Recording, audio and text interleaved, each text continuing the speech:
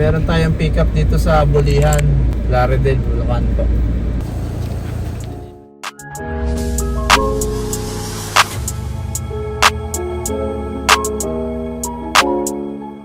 Diba uli, pinikap natin mula sa Plaridel, Bulihan.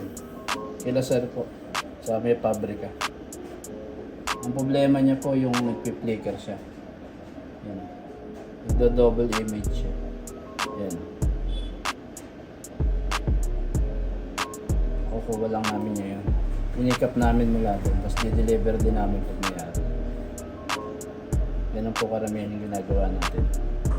Yung mga pinatawag sa atin na papagawa. Ganun po. I-pick up and di-deliver po. Libre po yung gas. Yung sasakyan. Yan o, dumodoble siyang ganyan. Sony 43 inches. Sony Bravia. Try natin kung makukuha pa natin sa repair. Kadalasan pag wala pang nagre-repair sa kanya, wala pang gumagalaw, nakukuha naman. Yan, magdo-double image siya. Buksan natin siya.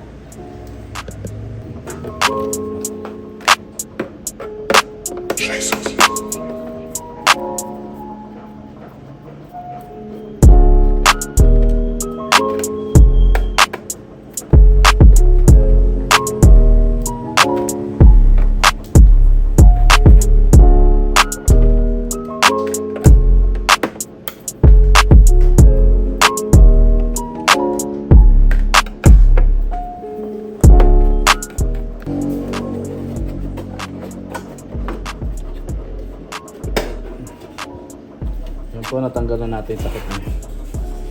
Yan po yung pinaka mainboard niya, CPU. Saka ito po yung pinaka inverter power supply. Dito po yung tikon. Dito po tayo magre-repair.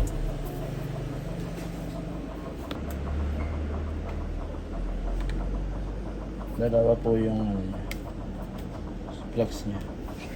Tingnan natin kung saan yung may problema.